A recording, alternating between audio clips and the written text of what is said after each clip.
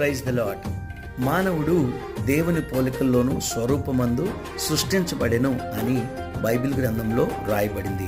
దేవుని పోలిక అనగా జీవాత్మయై ఉన్నది. దేవుడైన యెహోవా నరుని నేలమట్టితో నిర్మించి వాని నాసికా రంధ్రములో జీవవాయువును ఊదగా నరుడు జీవాత్మాయను అని రాయబడింది. జీవాత్మ అనగా జీవము ప్లస్ ఆత్మ. మనలో జీవముంది అనడానికి రుజువు ఏంటంటే మనము జీవించగలుగుతున్నాము, ప్రాణాన్ని కలిగి ఉన్నాము, చలించుచున్నాము.